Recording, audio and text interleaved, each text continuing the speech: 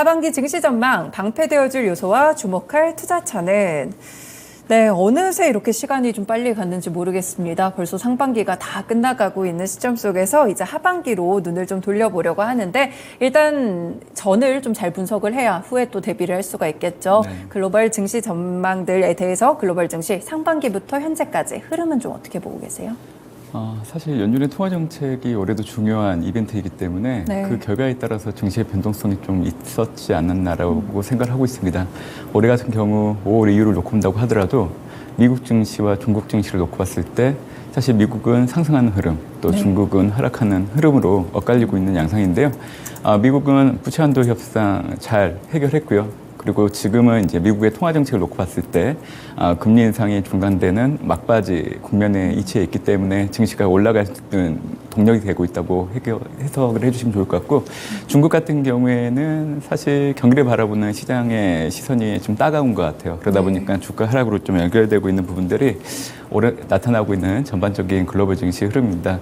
그 중에서도 단연코 이제 미국 증시를 주목을 하셔야 돼요. 왜냐하면 지금 현재 증시를 주도하고 앞으로도 움직일 수 있는 방향성을 가늠할 수 있는 증시가 미국이기 때문에 사실 미국은 S&P 500 지수보다는 나스닥 지수가 거의 올해 29% 가까이 올라오는 흐름들을 좀 보이고 있기 때문에 결국 이 물가 금리에 민감해서 과거 팬데믹 이후에 좀 주가가 상당히 좋지 않았던 이런 대상들이 올해 들어서 크게 올라오고 있는 양상이기 때문에 결국 앞으로도 좀 나스닥 지수를 중심으로 한 미국 증시의 상승 흐름은 계속 이어질 여지가 있는데, 그 중심에는 이제 연준이 금리 인상을 중단하는 게 깔려 있기 때문에 뭐 남아있는 기간 증시를 바라볼 때 리스크 온을 중심으로 좀 계속 올라갈 수 있다는 뷰로 가지고 대응하시면 좋지 않을까 생각하고 있습니다. 네, 그렇군요. 저희 미국과 중국 나눠서 좀 하나씩 뜯어보도록 하겠습니다. 먼저 미국 증시, 지금 가장 중요한 거는 연준이 좀 어떻게 행동할까 이런 부분이 될 것 같은데, 이 미국 측에서 오늘도 파월 의장이 발언을 좀 들어보면 아직까지 좀 금리 인상이 2번 정도는 남은 것 같아요, 연구원님. 네. 이미 6월 FMC 결과를 놓고 보면 2번 더 금리를 올릴 수 있다라고 시장에 분명하게 얘기를 던져줬는데 아마 시장은 그 해석을 따르지 않고 있는 양상인 것 같아요. 6월 FMC 파월 연준 의장의 발언들을 놓고 본다고 하면 여전히 물가 압력이 상당히 높다는 얘기를 하면서 이제 7월 FMC를 앞두고 있는 상황인데 아직까지는 결정된 게 없다는 얘기를 좀 했었죠. 결국 앞으로 발표되는 경제지표 결과에 따라서 7월 FMC의 결과가 좀 확인될 수 있지 않을까 그런 얘기를 했는데, 이 부분을 놓고 JP모건 같은 경우에는 그동안의 통화 긴축을 고려했을 때 7월 FMC가 사실 금리 인상을 중단하는 시점이 될 걸로 예상을 했던 부분들이 있는 것 같아요. 다만 저는 좀 액파적으로 좀 해석을 하고 있는데요. 7월 그리고 9월 달 각각 25pp씩 올려서 앞으로 추가적으로 50pp 정도 더 올려야 연준의 금리 인상은 중단될 여지가 있다라고 생각을 하고 있고요. 6월 FMC 수정경제 전망을 보면 올해 최종 정책금리의 중위값을 5.6 정도로 상향 조정을 했고, 그리고 상단을 놓고 본다고 하면 기존에 5.9였던 거를 6.1까지 올린 거죠. 그러니까 앞으로 연준의 통화정책 행보를 가늠한다고 하면 5.6에서 6.1 사이, 결국에는 이제 2번 더 아니면 한 번에 50pp 올리든 결국 최종 정책 금리는 5.5에서 5.75 정도 될 거를 염두에 두실 필요가 있다라고 생각을 하고 있습니다. 네, 그렇군요. 미국 증시에 대해서 요즘 전망들이 좀 많이 엇갈리는 것 같아요. 곰과 황소의 싸움이다 이런 얘기가 많이 나오는데, 이제 강세장인지 약세장인지 전망들이 상당히 좀 엇갈리고 있더라고요. 연구원님은 좀 어떻게 보시나요? 이미 강세장이 시작됐다는 쪽에 무게를 두고 있습니다.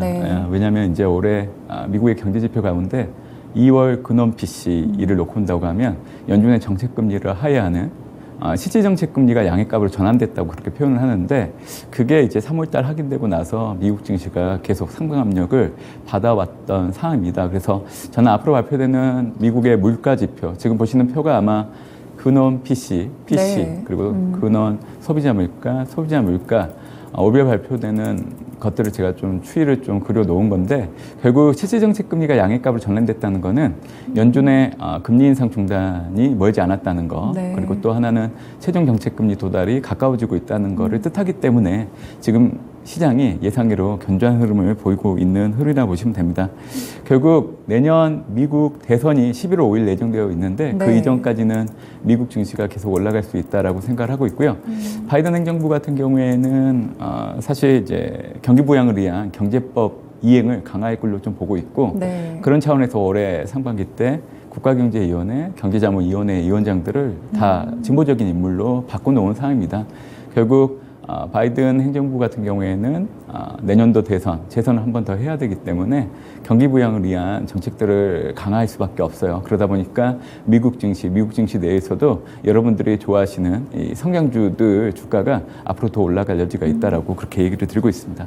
네, 그렇군요. 그래도 강 세장에 대한 의견들이 좀 나오고 있으니까 이 부분도 참고를 해보시면 될 것 같습니다. 상반기에 가장 좋았던 종목들, 미국에서 분석을 해보자면 아무래도 대형주들이라든지 빅테크 종목들이 상당히 강했던 것 같은데, 그럼 이 빅테크 종목들은 앞으로 좀 어떻게 변화하게 될까요?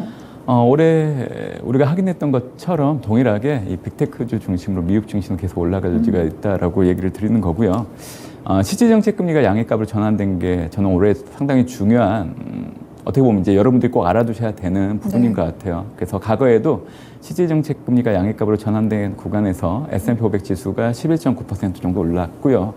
그때는 이제 주도했던 섹터들이 유틸리티, 에너지, 그리고 필수 소비재이긴 했는데 지금은 팬데믹 이후에 금리, 물가가 더 중요한 매크로 변수가 된 상황인데 이게 시간이 지날수록 점진적으로 하락하고 있어서 그때 당시에도 보면 IT, 커뮤니케이션, 그리고 경기, 소비와 관련된 섹터들 수익률이 그렇게 나쁘지는 않았거든요. 네. 그래서 앞으로도 저는 이와 같은 섹터들이 미국 증시를 견인할 수 있다고 보고 있고 그 중심에는 결국 배터리 전기차 그리고 네. 이제 반도체, 바이오 이렇게 좀 봐야 된다 얘기를 드리고 있는데 배터리 전기차 같은 경우에는 앞으로 2035년을 이제 전망을 한다고 보면 2차 전지 시장 규모가 지금보다 5배 정도 커진 네. 5,160억 달러 정도 전망이 되는 상황입니다.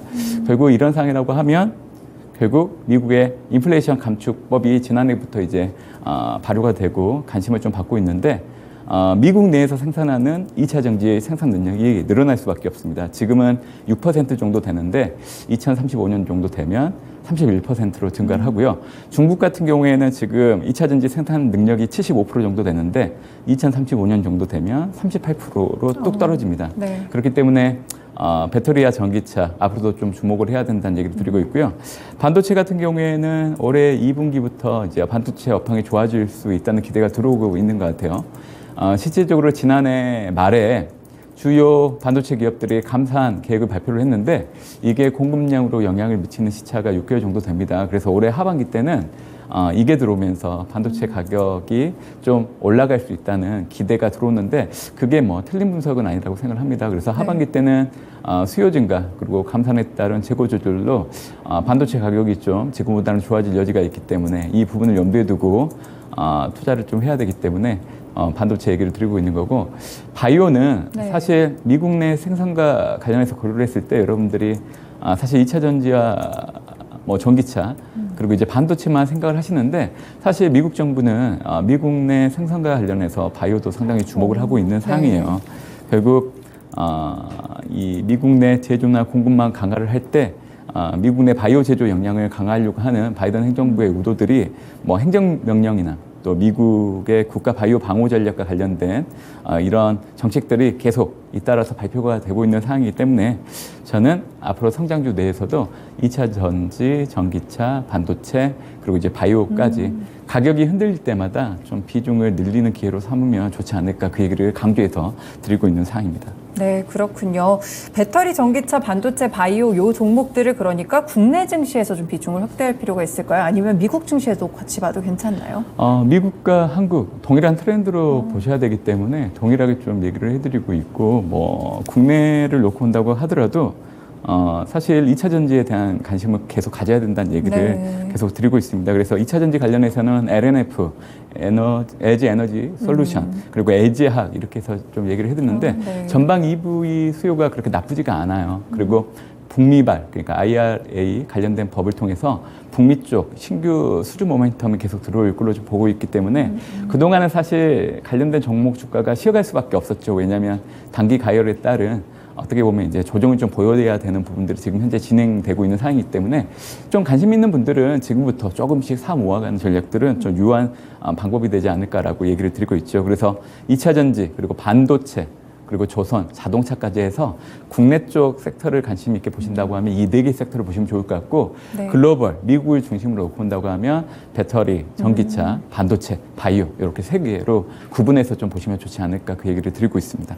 네, 미국 증시에서 그럼 주신 섹터들 위주로 조금 더 자세하게 체크를 해볼게요. 사실 뭐 배터리나 전기차 하면 성악개미 분들이 가장 좋아하는 종목은 테슬라일 것 같은데 사실 테슬라에 대해서 요즘 글로벌 의견들이 많이 좀 하향되고 있는 그런 추세가 좀 나오는 것 같아요. 뭐 전기차 경쟁이 심화된다든지 이런 의견들은 어떻게 보시나요? 저는 오히려 그런 부정적인 뉴스로 인해서 주가가 하락할 때 오히려 사야 되는 기회라고 생각을 해요. 네. 테슬라는 이미 프리미엄 전기차 시장을 선점을 하고 있는 상황이고, 뭐 후발업체들이 뭐 하드웨어적인 부분들을 통해서 전기차로 바꿔 나가면서 테슬라와 동일하게 만들 수는 있지만 테슬라가 가지고 있는 자율주행 기술 같은 경우에는 사실 아직 따라가기는 어렵습니다. 그렇기 네. 때문에 테슬라 주가가 많이 올라서 밸류에이션 부담이 높아서 좀 사기를 주저하시는 투자자들이 있다고 하면 그렇게 생각을 하시면 안 되고요. 과거에도 이제 미국 증시가 올라갈 때 성장주가 그 주도에 있었는데 항상 성장주들은 밸류가 높아요. 네. 그런 상황에서 주가가 계속 올라갔기 때문에 그래서 저는 테슬라 관련해서 부정적인 뉴스가 나올 때는 오히려 사야 되는 기회라고 생각을 하고 있기 때문에 네. 걱정 안 하셔도 된다고 그 얘기를 좀 드리고 있는 상황입니다. 네, 그렇군요. 테슬라 가지신 분들은 이 의견 또 긍정적으로 잘 받아들이셔도 좋을 것 같습니다. 그리고 이제 반도체에서는 오늘 또 마이크론 실적이 발표가 돼가지고요. 확인을 해보니까 컨센서스를 상회하는 그런 흐름들이 나왔던 것 같은데 그럼 말씀 주신 대로 이번 마이크론 실적이 반도체 가격이 어느 정도 반등할 수 있는 그러니까 업황 바닥의 신호를 한번 확인했다고 이렇게 해석을 해도 괜찮을까요? 저는 뭐 실적이 우선이기 때문에 결국 그런 부분들이 지금 현재 나오고 있다는 시그널로 받아들이셔도 된다고 생각하고 있고요. 올해 이제 반도체 업황이 아직은 턴 어라운드 되지는 않고 있는 상황이에요. 근데 이제 그 기대가 들어오면서 지금 관련된 종목들의 주가가 먼저 움직이기 시작을 했는데 사실 반도체 디램 가격을 놓고 본다고 하면 하락하고 있는데 그 하락폭이 좀 둔화되고 있기 때문에 네. 그래서 이제 하반기 때는 그게 좀 개선되면서 플러스로 전환되지 않을까 그런 얘기를 좀 하고 있는 상황입니다. 근데 그렇게 됐던 이유들은 결국 반도체 업체들이 선제적으로 감산을 했고 그러다 보니까 수요 기업들의 재고가 줄어들기 때문에 그래서 이제 하반기 때는 반도체 가격이 올라갈 수 있다는 그 논리로 얘기를 하고 있는 거고요. 본격적인 업황이 좋아지는 거는 사실 내년도 이후를 네. 염두에 두시면 될 것 같고 업황이 돌았었을 때 그 상승의 폭은 사실 내년에도 좀 불확실한 부분들은 있어요. 근데 이제 중요한 거는 방향성이 바뀌는 거. 그렇기 때문에 뭐 주식 투자하시는 분들 입장에서는 사실 가격이 좀 쌀 때 사고자 하는 생각들이 좀 많기 때문에 그런 차원에서 보면 이제 올해가 연간을 놓고 봤을 때 그 시점이 될 수 있다라고 얘기를 좀 드리고 있는 상황입니다. 예. 네, 그렇군요. 그리고 마지막으로 바이오는 사실 그동안 의견을 주신 분들이 많이 없어가지고 미국 정부도 이렇게 좀 바이오 쪽에 많이 투자를 하고 밀어주는 그런 섹터라고 한다면 바이오에서는 좀 연구원님이 보시기에는 어떤 종목이 좀 좋다고 보세요? 미국 시장에서는?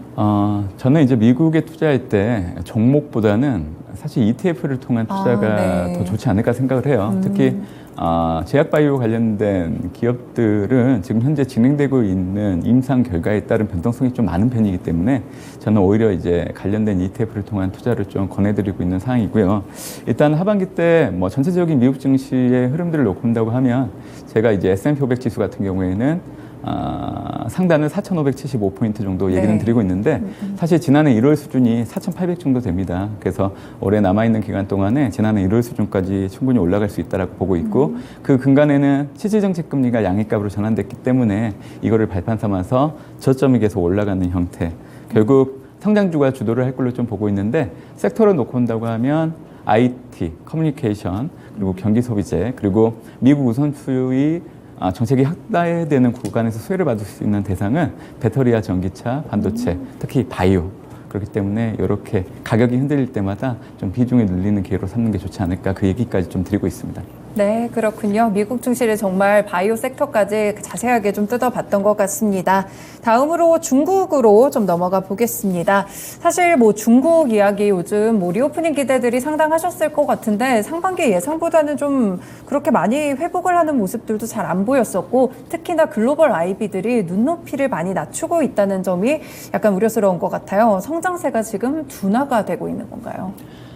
월별 발표되는 지표를 확인하면 둔화되고 있는 흐름은 분명히 맞는데요. 네. 사실 이제 먼저 알아두셔야 되는 거는 중국 경제를 바라보는 정부와 시장 간의 괴리가 좀 있다는 겁니다.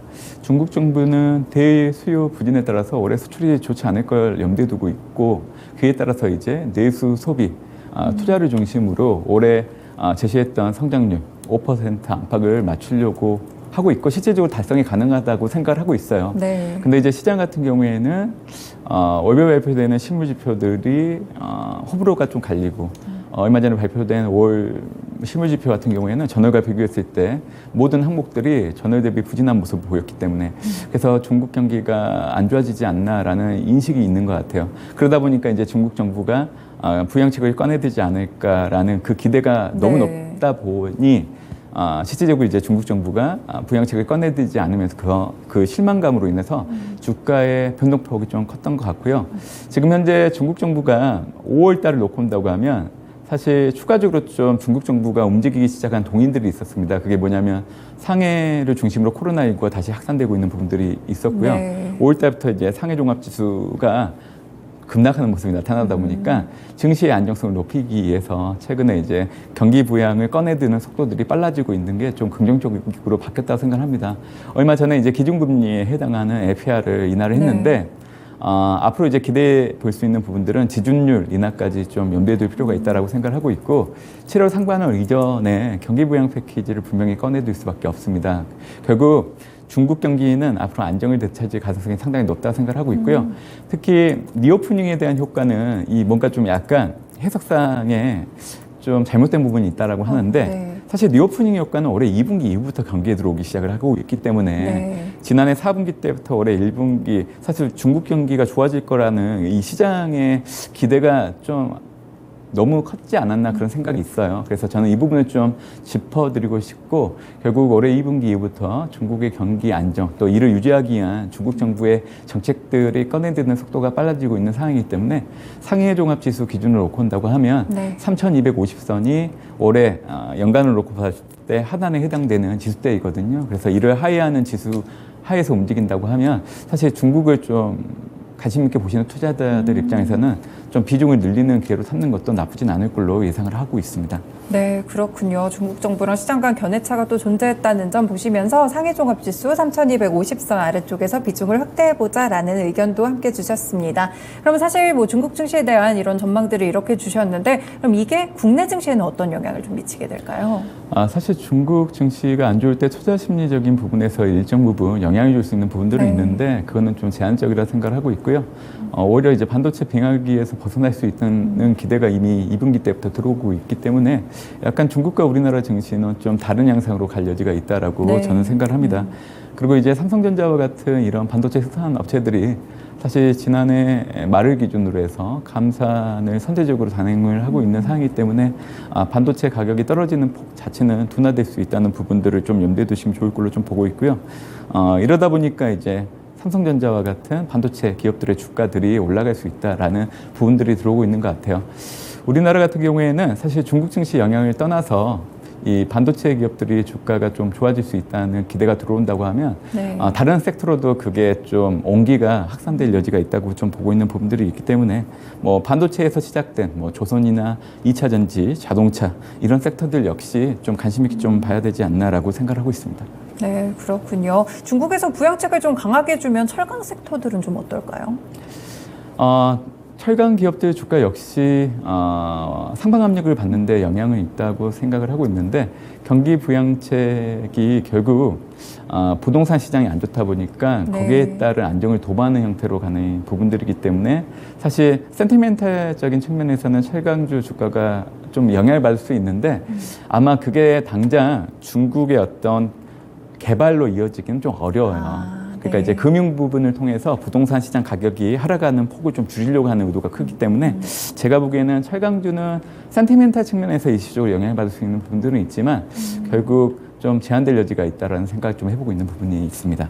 네, 그렇군요. 중국 증시에 대한 전망들과 영향들도 함께 분석을 해봤습니다. 사실 뭐 요즘 나오는 게 또 신흥국에 대한 이야기들이 좀 나오는데 지금 봤을 때 연구원님이 보시기에는 투자처로 좀 괜찮은 신흥국들 어느 쪽으로 눈을 돌려보면 좋을까요? 사실 올해부터는 선진국보다는 신흥국 투자를 더 우선시해서 봐야 되는 부분들이 있고요.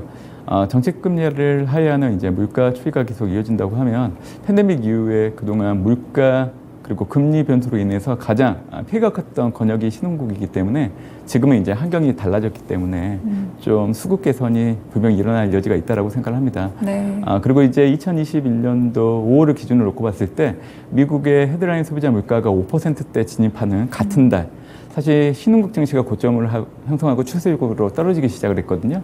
근데 올해 같은 경우에는 미국의 헤드라인 소비자 물가가 3월 달 어떻게 보면 이제 5%대 진입하면서 반대로 앞으로 신흥국 증시가 올라갔을 때 선진국과 비교했을 때 상승 강도가 높아질 수 있는 부분들은 분명 있지 않게 바뀌지 않았나라고 생각을 합니다. 그래서 저는 올해 3분기 때는 한국과 대만과 같은 반도체 국가를 좀 눈여겨봐야 된다 얘기를 드리고 있는데 이미 말씀드린 것처럼 반도체 빙하기에서 벗어날 수 있다는 기대를 보시면 될 것 같고요.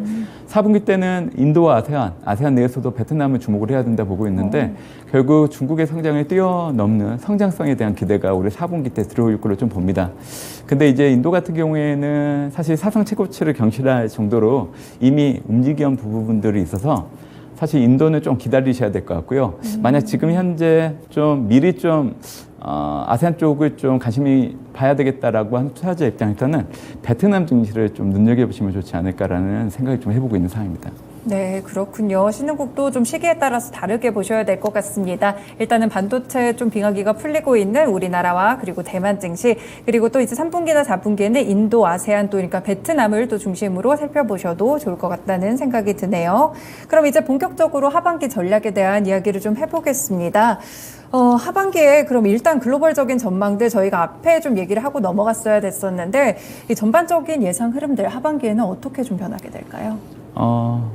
일단 뭐 니스콘과 관련된 투자 심리 이축되지 않을 걸로 좀 보고 있기 때문에 여전히 상방 압력이 높을 걸로 좀 보고 있는 부분들이 있습니다. 결국 글로벌 투자 환경을 놓고 온다고 하면 금융 여건 긴축이 완화되는 부분들 또 고물가와 관련된 영향들이 완화되면서 실물 경제와 금융 시장 불안은 낮춰질 걸로 좀 예상을 하고 있고요. 수요 측 측면에서 놓고 온다고 하면 올해는 주거비를 중심으로 서비스 가격이 떨어지면서 지금 현재 나타나고 있는 물가 수준을 한 단계 더 낮추는데 영향을 줄 걸로 보고 있고 공급층 요인을 놓고 온다고 하더라도 사실은 이제 글로벌 공급망 병목 관련해서 뉴욕 연은의 글로벌 공급망 압력 지수를 놓고 온다고 하면 올해 2월을 기점으로 음액값으로 전환됐기 때문에 사실 공급망 병목이 해소됐다고 판단해도 무방하다 생각합니다. 그렇기 때문에 앞으로 인플레이션 둔화 이로 인해서 소비자들의 실질적인 구매력이 강화될 수 있는 부분들이 있기 때문에 그래서 저는 하반기 증시의 불안이 낮아지면서 올라갈 수 있다는 견해를 좀 가지고 있는데요. 결국 핵심은 미국의 시지정책 금리가 양액값으로 전환된 거 이거는 결국 중요한 두 가지 의미가 있는데 연준의 금리 인상 중단과 그리고 이제 연준의 최종 정책금리 도달이 가까워지고 있다는 것을 뜻하기 때문에 그래서 지금 미국을 주도로 글로벌 증시가 계속 올라가고 있는 흐름이라고 보시면 됩니다. 그래서 올해 하반기 때 주목을 해야 되는 이벤트 정도는 결국 7월 FMC 이후에 이제 9월 FMC 하고 12월 FMC가 될 걸로 저는 예상을 하고 있고요. 결국 금리 인상 중단을 9월 달에 하게 된다고 하면 올해 4분기가 되면 연준의 기준금리 인하 단행과 관련된 기대가 먼저 들어올 겁니다.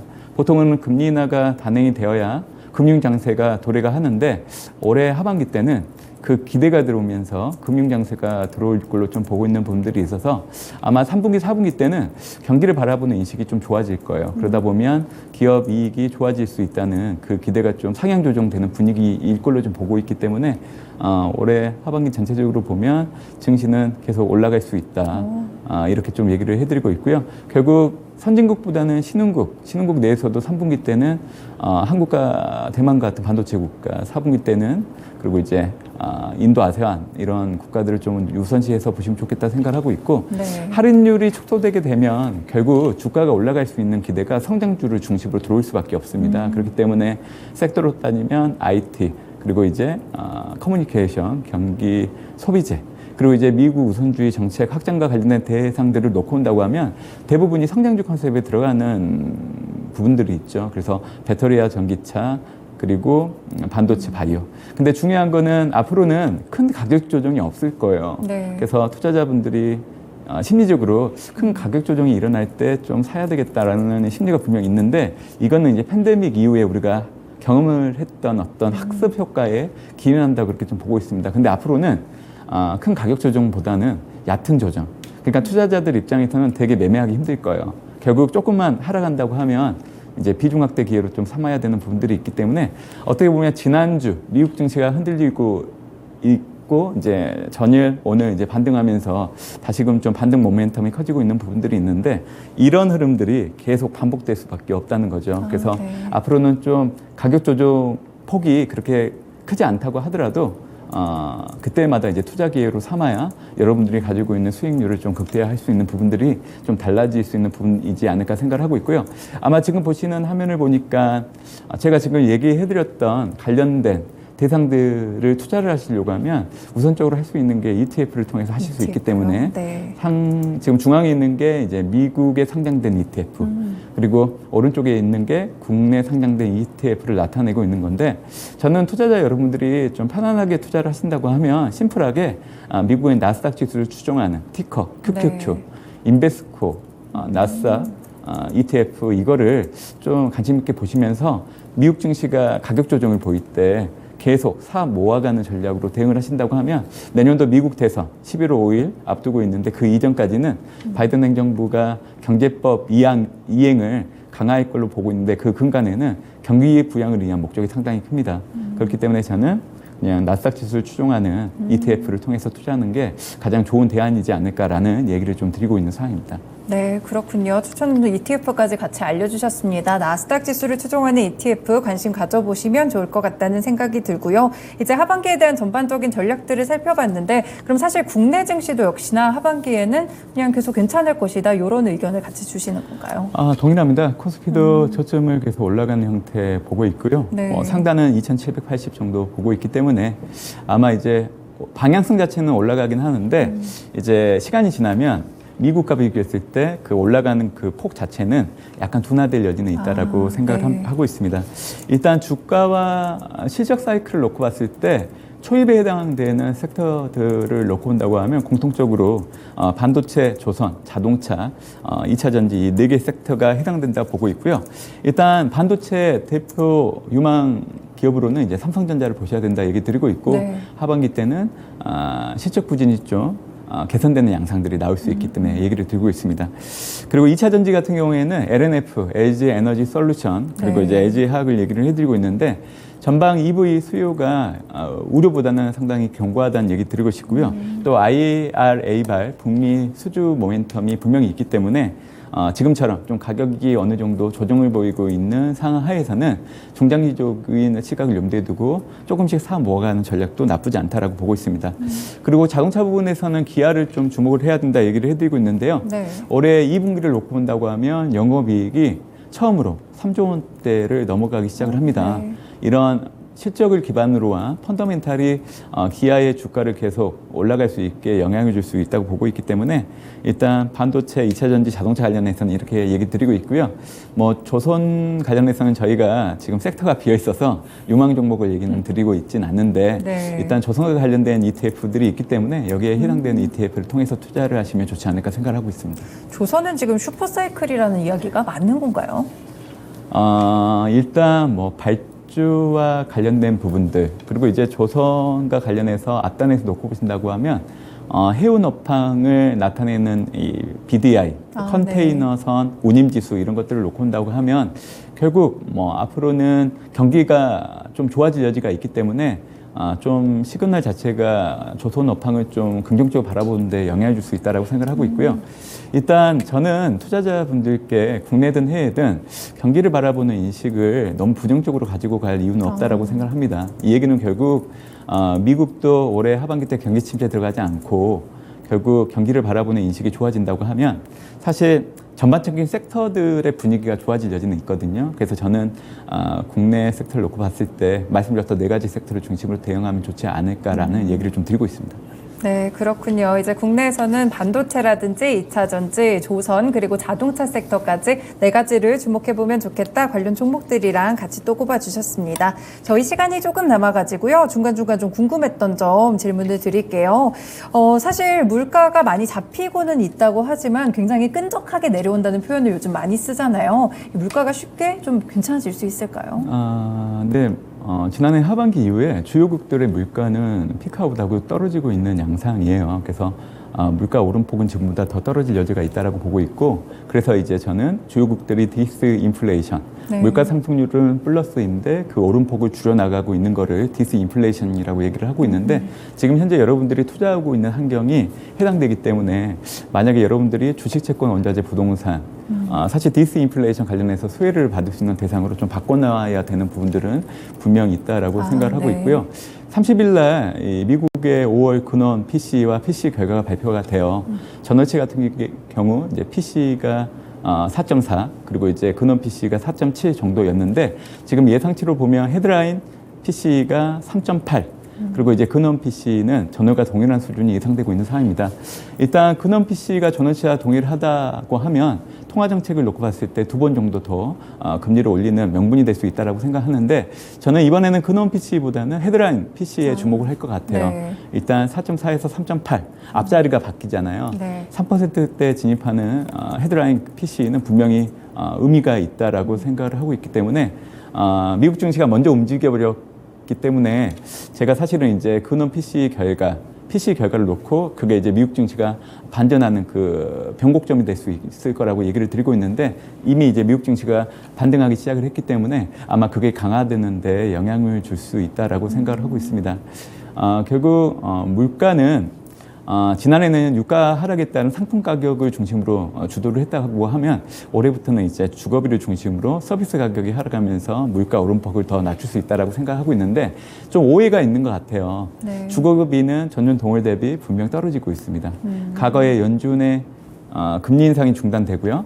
이 정책금리와 주거비와의 스프레드가 0.8에서 1.05 정도로 좁혀지게 되면 시차를 갖고 주거비가 연속적으로 떨어지게 되는데, 올해 9월달 연준이 금리 인상을 중단하게 된다고 하면 내년도 2분기가 해당되는 시점입니다. 시차가 보통 9개월 정도 되거든요. 근데 그게 올해 하반기 때부터 빠르게 먼저 들어오기 때문에 올해는 주거비를 중심으로 한 서비스 가격이 물가 오름폭을 더 낮출 걸로 좀 보고 있기 때문에, 사실 여러분들이 물가 금리에 대해서는 그렇게 크게 염려를 안 하셔도 좋을 것 같고요. 네.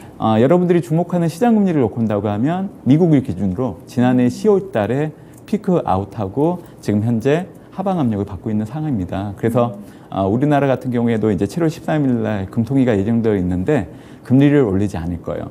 이미 한국 같은 경우에는 금리 인상 중단이 됐다고 보셔도 무방합니다. 왜냐하면 올해 5월 소비자 물가를 놓고 본다고 하면 전년 동월 대비 3.3 정도 나왔었는데, 이미 물가가 지난해 10월 달 고점을 형성하고 떨어지고 있거든요.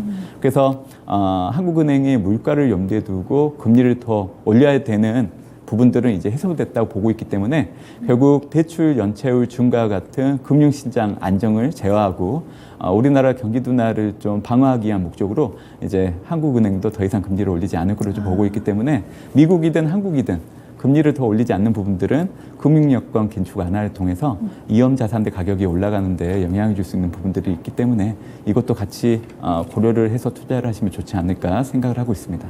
네, 마지막으로 한 가지만 더 여쭤보겠습니다. 미국의 집값은 그래도 주택시장은 계속해서 좀 올라가고 있다고 하는데, 이런 지표는 어떻게 해석을 해봐야 될까요? 네. 사실 주택시장 지표가 올라가고 있는 거는 몇 달 됐습니다. 네. 그래서 부동산 시장에 대한 우려를 하실 필요가 없고요. 30년 모기지 고정금리를 놓고 본다고 하면 지난해 10월 달 피크아웃하고 네. 떨어지고 있는 상황이기 때문에 미국 주택 시장을 나타내는 NAHB 주택시장 지수가 호전되고 있는 양상입니다. 그래서 미국이든 한국이든 업황의 저점, 부동산 올해 1분기이지 않았나라고 생각을 하고 있고요.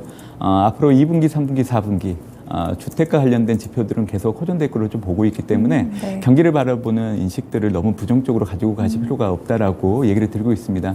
그래서 제가 이제 미국은 경기 침체에 들어가지 않는다고 그 얘기를 상당히 강조를 해드리고 있는데 그렇게 보는 이유는 미국은 2008년도 금융위기 이후에 민간 부분은 사실 고정금리와 관련된 부채 비중을 상당히 많이 높여놨기 때문에 지난해 연준이 상당히 빠른 속도로 금리를 올렸다고 하더라도 그 민감도가 그렇게 크지 않아서 양호한 경제 흐름이 이어지고 있는 거고요. 그리고 근원 물가가 떨어지는 속도가 더디는 게 그거를 보여주는 겁니다. 그리고 연준조차도 올해 미국의 경제 성장률을 기존 0.4에서 1%로 상향 조정하고 실업률 역시 기존 4.5에서 4.1로 낮추는 거를 놓고 온다고 하면 미국 경기를 바라보는 중앙은행조차도 경기 인식을 높여가고 있거든요. 그래서 최근에 보니까 이 일부 월별 지표 둔화를 놓고 이제 미국이 경기 침체에 들어갈 수 있다라고 네, 그런 맞아요. 얘기들이 있는데 사실 그거는 좀 잘못된 부분들은 분명히 있다라고 생각을 하고 있고 미국 경기 침체에 들어가는 시그널은 10년물과 2년물이 아니라 미국채 10년물과 3개월물 금리고요. 보통 연준의 금리 인상 중단이 있어야 되고 그리고 나서 시장에서 앞으로 이제 경기 둔화를 염두에 두고 연준이 기준금리 인하를 단행하겠구나 하는 여론이 형성됐을 때 그때 10년물, 3개월물 역전이 일어나야 됩니다. 네. 그리고 나면 이제 실제적으로 연준이 금리 인하를 하고요. 그리고 나서 미국은 1년 뒤에 항상 경기 침체에 들어가는 패턴이었기 때문에 지금 보시면 연준은 금리 인상을 계속 하고 있잖아요. 그렇기 때문에 경기 침체의 어떤 시그널로 지금 지표들을 보기에는 어려운 부분들이 있습니다. 그래서 모든 현상들의 출발점에는 연준의 금리 인상 중단이 있어야 되기 때문에 올해 9월 FMC 이후를 놓고 온다고 하면 그때 이후부터 미국 경기 침체와 관련된 지표들과 관련된 해석을 해야 된다라고 생각을 하고 있습니다.